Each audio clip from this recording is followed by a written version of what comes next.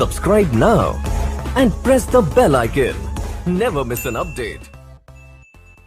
Institute E એજ્યુકેશનમાં આપનું હાર્દિક સ્વાગત છે મિત્રો. An interview with Arun Krishnamurthy chapter number 3માં આજે આગળ વધીએ પાર્ટ 2માં. Did you feel any hesitation in quitting well paying job and venturing into this full time? તમને થોડી પણ ખચકાટ થઈ હતી પોતાની સારામાં સારી જોબ છોડીને અને હંમેશા માટે ફૂલ ટાઈમ આ જ બધા કામ કરવા માટે? What were the option you weighed before you arrived at your decision? What were the કયા ઓપ્શન હતા જ્યારે તમે ફૂલ ટાઈમ આ બધું કરવા માટેનું ડિસિઝન લીધું ત્યારે? It is always good to decide in favour of what you really to do. તમારે જે કરવું હોય અને એનામાં નિર્ણય કરવો હોય તો બહુ સારું લાગે છે. I quit my job at Google but I still keep in touch with my friends there.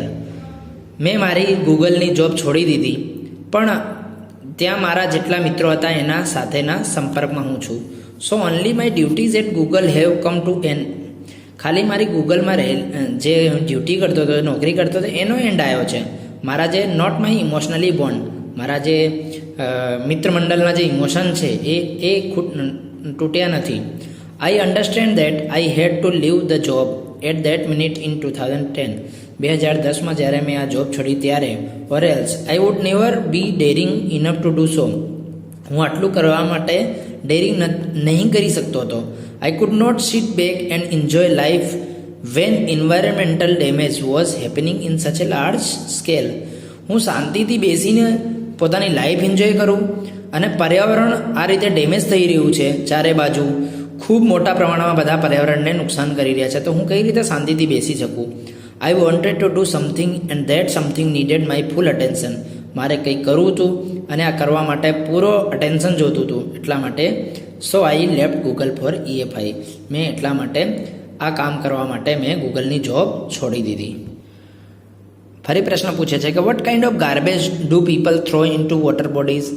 આવા જે પાણી જ્યાં જ્યાં હોય છે એવી જગ્યા લોકો કઈ રીતના કચરા કરતા હોય છે? How do you deal with the removal of this garbage once you clean the water body?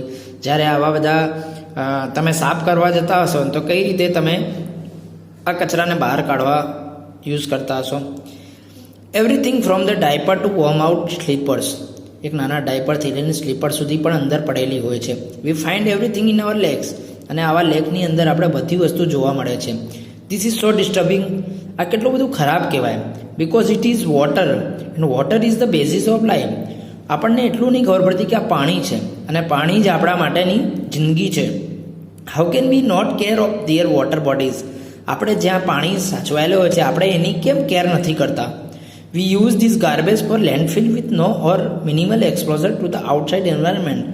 આપણે આ બધા જે કચરો છે એ ભૂમિમાં નાખી દઈએ છીએ અને minimal exposure to the outside environment, અને એને ન્યૂનતમ ખાલી રાખી નથી શકતા બહારની જગ્યા. We ensure that the lake area and water holding are free of garbage so that birds, frogs and snakes can live in peace. આપણે શ્યોર કરીએ, નિર્ણય કરીએ કે આવી લેક એરિયા જે છે અને જ્યાં જ્યાં પાણી હોય છે એ આપણે કચરા ફ્રી રાખીએ, જેના કારણે પક્ષીઓ, કાચબા અને સ્નેક્સ એટલે સાપ લોકો ત્યાં શાંતિથી રહી શકે. How many days it take to clear a large lake?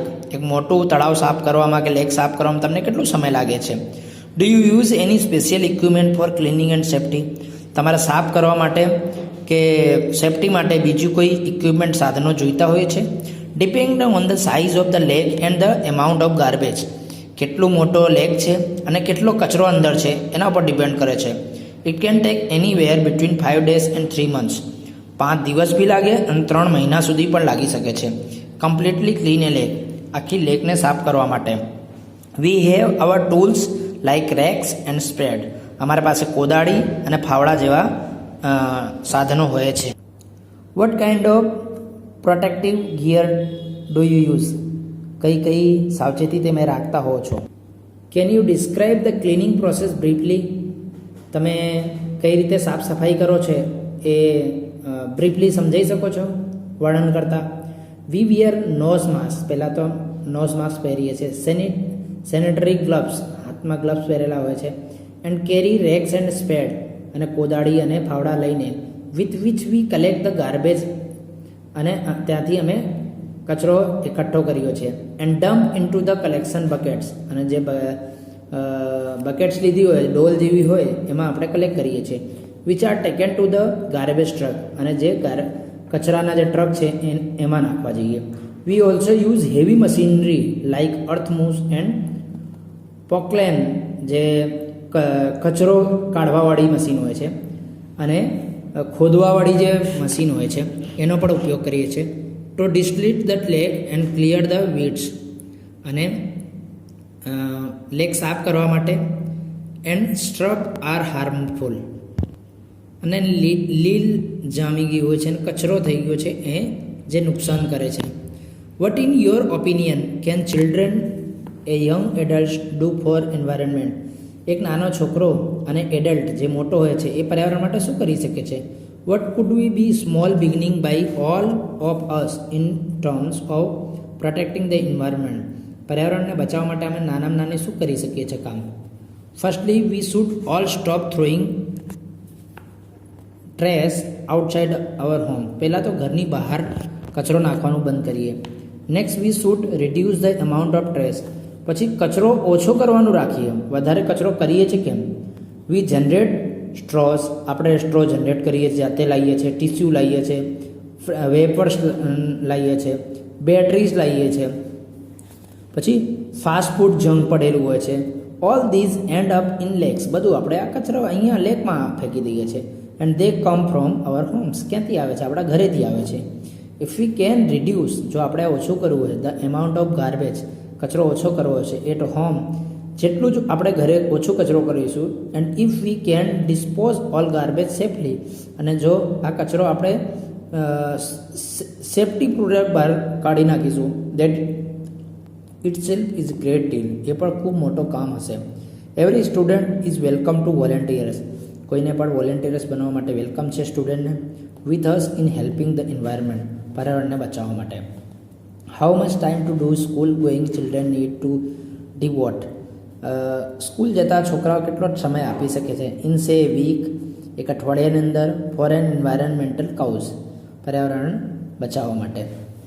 4 hours A weekend, એક અઠવાડિયામાં 4 કલાક આપે તો બી ચાલશે.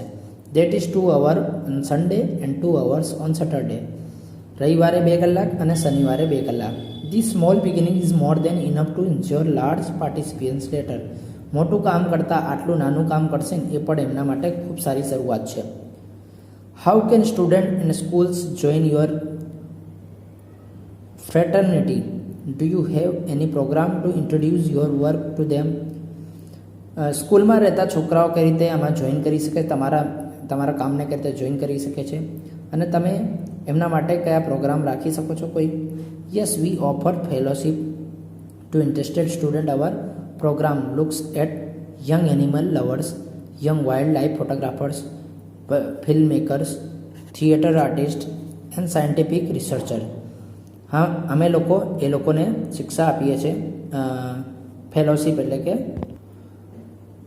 શિક્ષણ ત્યાં આપીએ છીએ જે છોકરાઓને અમારા પ્રોગ્રામમાં ઇન્ટરેસ્ટ હોય, જે લોકોનો એનિમલના લવર હોય, પ્રાણીના પ્રિય હોય, યંગ વાઇલ્ડ લાઈફ ફોટોગ્રાફર બનવા ઈચ્છતા હોય, ફિલ્મ બનાવવા ઈચ્છતા હોય, થિયેટર આર્ટિસ્ટ હોય, કે એમને વૈજ્ઞાનિકમાં રિસર્ચ કરવાની ઈચ્છા હોય. We give them training in these areas. અમે એવા ક્ષેત્રમાં એમને ટ્રેનિંગ આપીએ છીએ. And get them activity involve in our work. અને પછી ધીમે ધીમે પોતાના કામમાં એમને ઇન્વોલ્વ કરીએ છીએ. અવર યંગેસ્ટ વોલેન્ટિયર ઇન ક્લાસ 3. અમારા નાનામાં નાનો જે વોલેન્ટિયર છે 3જા ધોરણમાં ભણે છે. Thank you very much.